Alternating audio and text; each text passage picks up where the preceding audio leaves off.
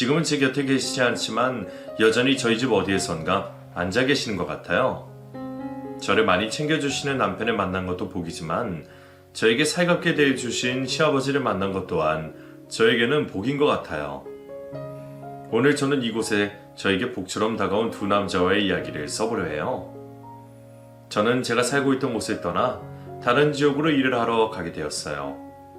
취직을 못하고 있었는데 먼저 취직을 하고 자리를 잡은 친구가 자신의 회사에서 사람을 구한다고 연락을 했기에 두 번 볼 것도 없이 그곳으로 가게 되었어요. 부모님은 조금 더 기다렸다가 집에 출퇴근을 할 수 있는 곳으로 갔으면 하셨지만 저는 빨리 취직을 하고 싶었기에 부모님을 설득시키고 홀로 올라왔어요. 혼자 살 집이기에 회사 가까운 곳에 원룸을 하나 구했어요. 어머니와 함께 집에 넣을 가구도 넣고 이불도 사고 이것저것 필요한 것들을 샀어요. 어머니는 혼자서 살 수 있겠냐며 걱정스러운 눈빛으로 쳐다보셨어요. 저는 걱정하지 말라며 어머니를 내려보냈어요. 이윽고 저녁이 되었고 늘 부모님과 같이 있다가 혼자 있으려니 조금 이상했어요. 저녁 또한 저 혼자 먹으려니 밥 생각이 나질 않았어요. 그때 전화벨이 울렸어요. 친구였어요. 정리는 다 되어가? 방에 코딱지만 해서 정리할 것도 없어. 그래? 도와줄 것 없이 해서 이거 전화를 했더니 도와줄 건 없고 같이 저녁 먹을래? 저녁? 첫날 혼자 먹으려니 기분이 좀 그렇네. 좋아, 금방 갈게. 저는 친구를 불렀어요. 이 친구가 제가 앞서 말한 그 친구예요. 먼저 회사에 취직을 해서 다니고 있는 친구예요. 이 친구와는 대학교 때부터 알게 되었고 제겐 동성 친구만큼 가까운 이성 친구예요. 원래 집이 여기였던 친구는 직장을 집 근처에 구하게 되었고 집에서 출퇴근을 하고 있어요. 제가 살고 있는 원룸과도 가까웠어요. 전화를 끊고 얼마 되지 않아 친구가 간식거리를 한가득 안고서는 도착했어요.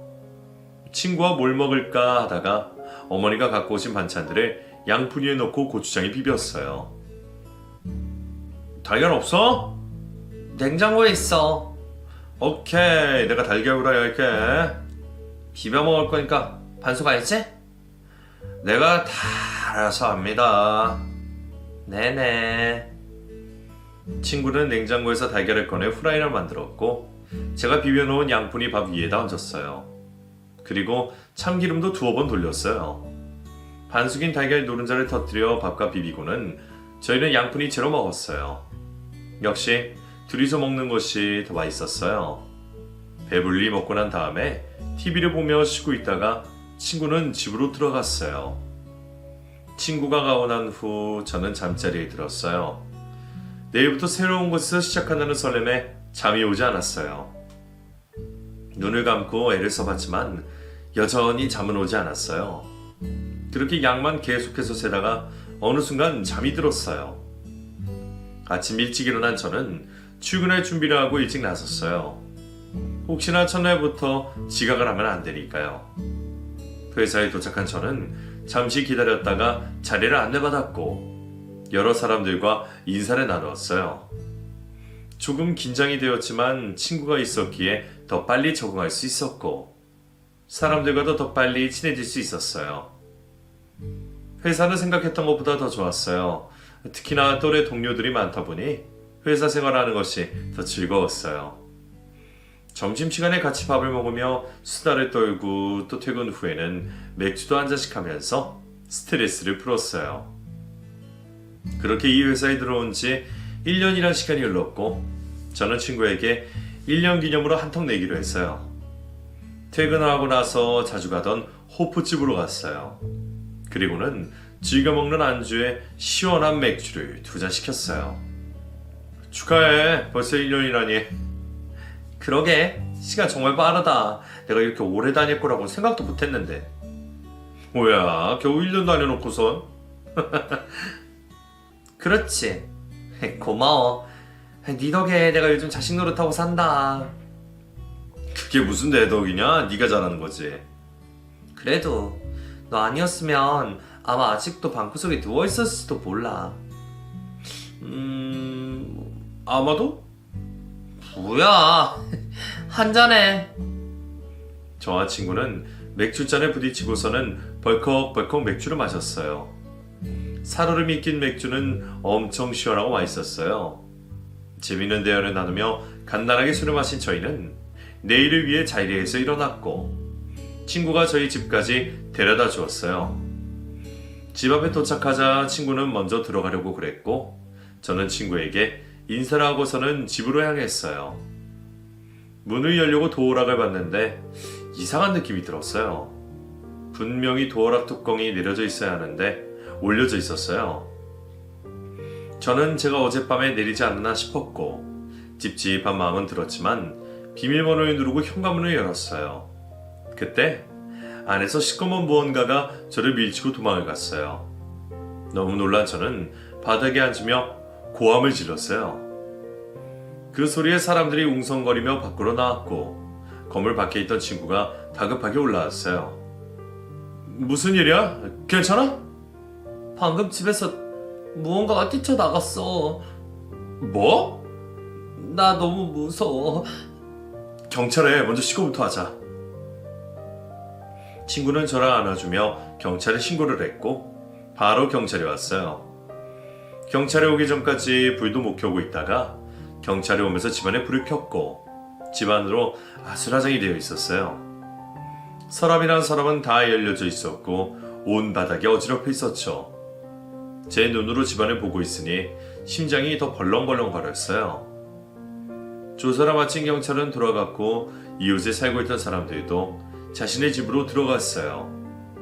친구는 저를 식탁에 앉혀놓고선 따뜻한 물 한 잔을 건네주었어요. 그리고는 어질러진 집안을 정리하기 시작했어요. 저는 친구가 건네준 물이 든 잔을 양손으로 잡았어요. 잔이 따뜻해서 제 손까지도 따뜻해졌어요. 그리고 저는 물을 한 모금 마셨어요. 불안했던 마음이 조금 진정이 되는 듯 했어요. 집안을 정리하던 친구는 창문까지 꼼꼼하게 다 살피고서는 도어락 비밀번호까지 다시 설정해 주었어요. 그리고는 다시 제가 있는 식탁으로 와서 앉았어요. 이제 좀 괜찮아? 아까보다는 좀 나아진 것 같아. 다행이다. 고마워. 고맙기는. 오늘은 내가 같이 있어줄 테니 걱정하지 마. 괜찮겠어? 괜찮아. 내일 아침에 집에 들렀다가 출근하면 돼. 고마워. 긴장한다고 몸이 더 그렇겠다. 편히 쉬어. 친구는 제가 걱정이 되어 집에 가지도 못하고 제 곁에 같이 있어 주었어요. 잠을 잘 수 없는 것은 당연했고 또다시 도둑이 드는 건 아닌지 걱정이 되었어요. 친구와 저는 밤새 잠을 한숨도 자지 못했어요. 뜬 눈으로 밤을 지새운 저희는 회사로 출근을 했어요.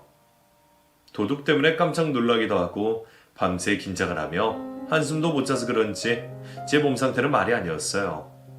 누가 봐도 피곤해 쩔은 얼굴이었어요. 점심도 먹는 둥 마는 둥 하루 종일 온몸에 힘이 없었어요. 친구는 그런 제가 신경이 쓰였는지 한 번씩 제자리에 와서 커피도 건네고 제 얼굴을 보고 갔어요. 퇴근 시간이 다가오자 저는 또 가슴이 쿵쾅 뛰기 시작했어요. 빈집에 혼자 들어가는 것이 겁이 났어요. 어제처럼 현관문을 열면 안에서 사람이 뛰쳐나올 것만 같았거든요. 무거운 마음으로 책상을 정리하고 있는데 친구가 다가왔어요. 저녁 먹고 갈래? 그럴까? 친구는 저의 마음을 알고 있다는 듯이 말했고 저는 얼른 대답했어요. 집에 가는 길에 있는 동태탕 집에 들러 저녁을 먹었어요. 시간이 좀 지나서 그런 건지 아님 점심을 제대로 못 먹어서 그런 건지 저녁은 점심때보다는 더 많이 먹었어요. 식사를 마치자 친구가 조심스레 제게 말했어요. 그 집에 혼자 있을 수 있겠어? 아니, 아직 무서워. 다른 곳으로 옮기는 건 어때? 이사? 거기서 살면 계속해서 생각날 테고 옮기는 것도 나쁘진 않을 것 같은데. 그게 더 나을까? 그러자. 내가 도와줄게.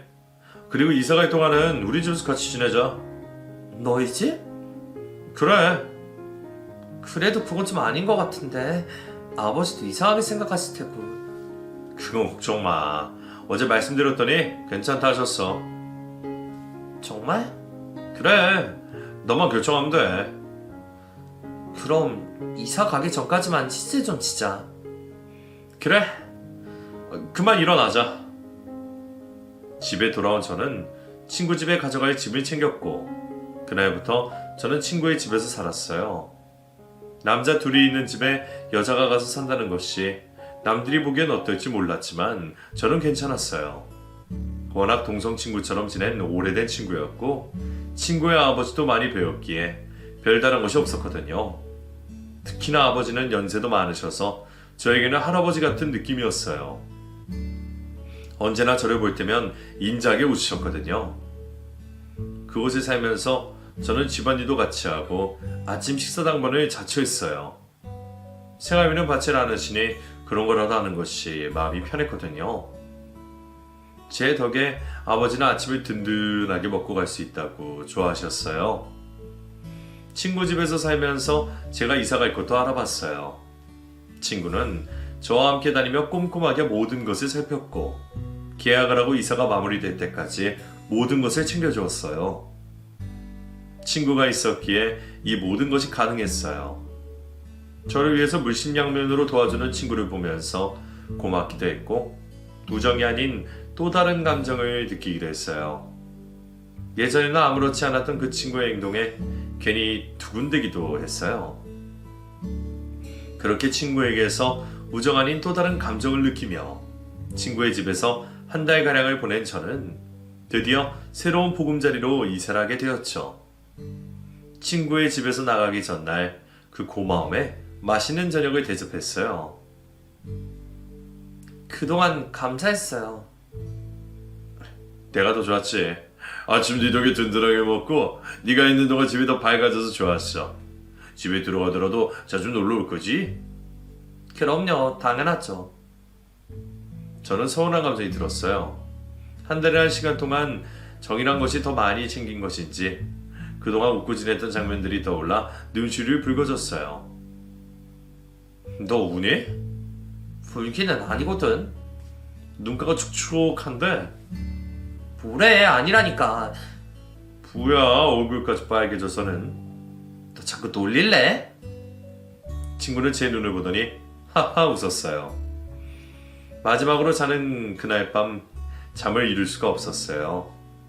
다음날 저는 친구의 집을 나와 제가 갈 살 집으로 갔어요. 햇볕이 강하게 들어오는 남양이라 그런지 온 집안이 환했어요.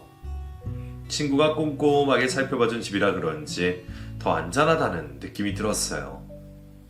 그날 저녁, 저는 그동안 저를 챙겨준 친구가 고마워 저녁 식사에 초대를 했어요.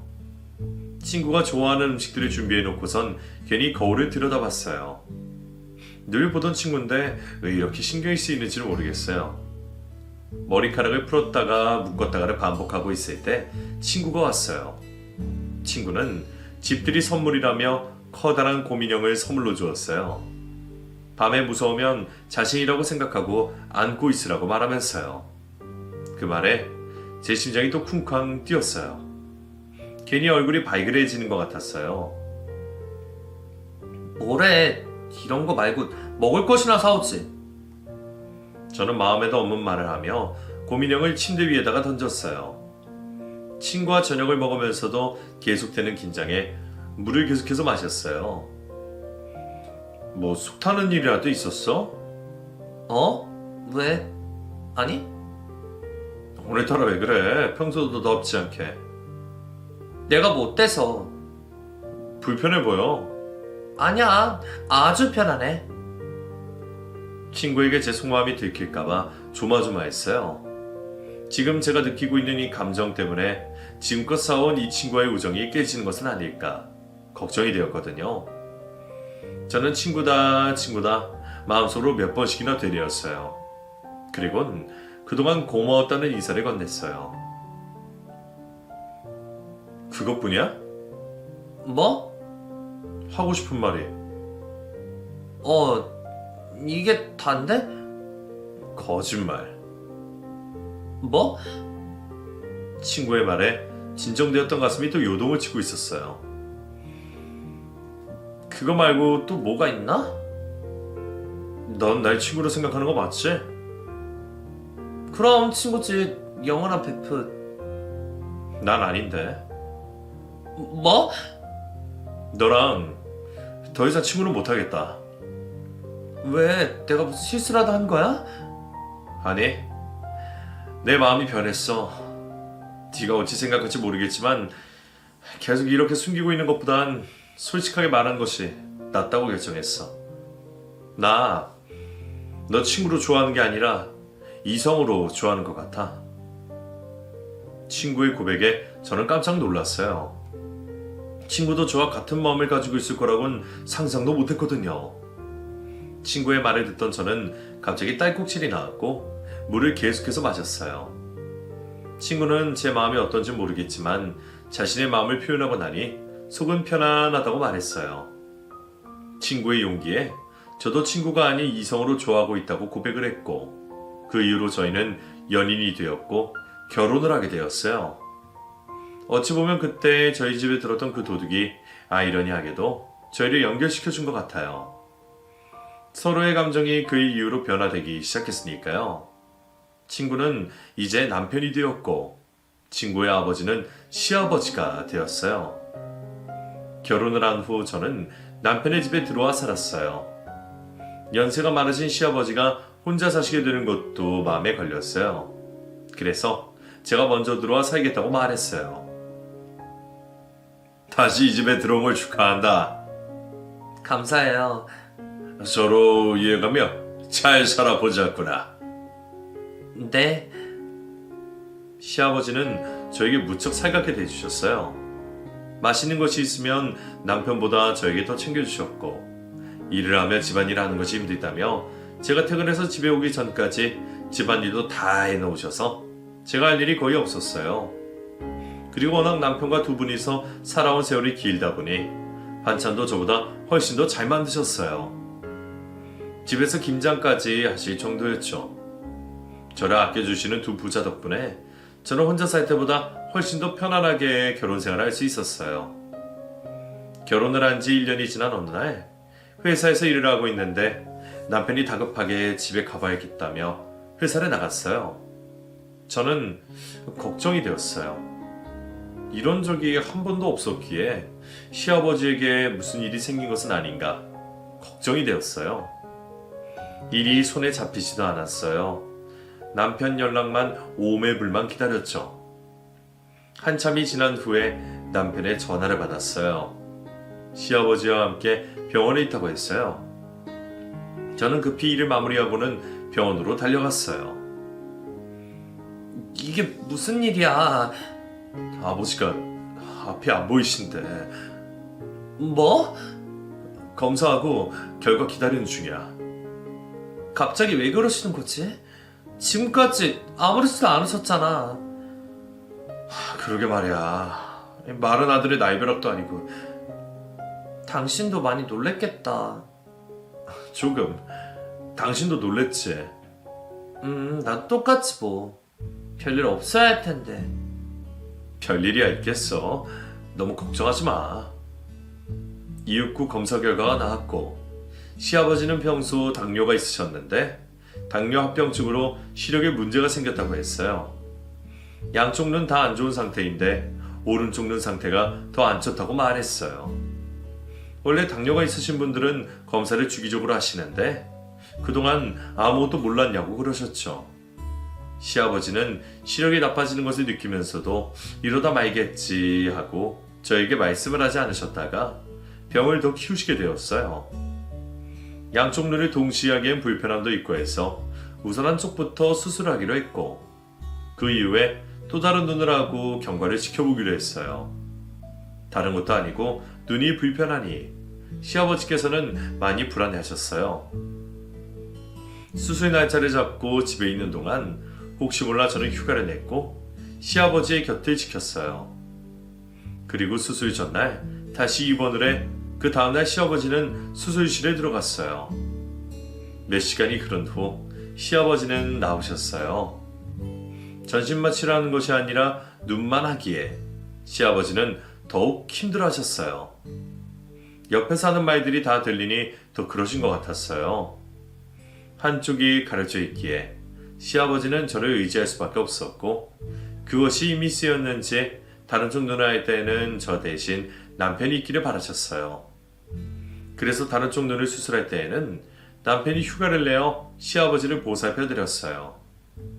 양쪽 눈 다 수술을 마쳤고 앞서 말했듯이 오른쪽 눈은 거의 보이지 않는 상태가 되셨어요. 그래서인지 시아버지는 거동도 불편해지셨고 심적으로도 많이 힘들어하셨어요. 혼자 있을 수 없다고 판단한 저희는 제가 회사를 그만두기로 하고 시아버지를 보살펴드렸어요. 괜히 나 때문에 다니던 회사도 그만두고 네가 고생이구나. 아니에요. 요즘 회사 다니는 것이 스트레스여서 무슨 핑계로 그만두나 이 생각뿐이었거든요. 그런 생각 마세요. 그렇게 말해주니 고맙구나. 뭐 드시고 싶은 거 없으세요? 글쎄, 딱히 생각나는 것이 없어서. 감자라도 쪄드릴까요? 그래, 그게 좋겠구나. 잠시 기다리세요. 저는 주방에 들어가 찜기에 감자를 올려서는 포슬포슬 감자를 쪄내었어요. 그리고는 먹기 좋게 껍질을 까서 시아버지에게 드렸어요. 시아버지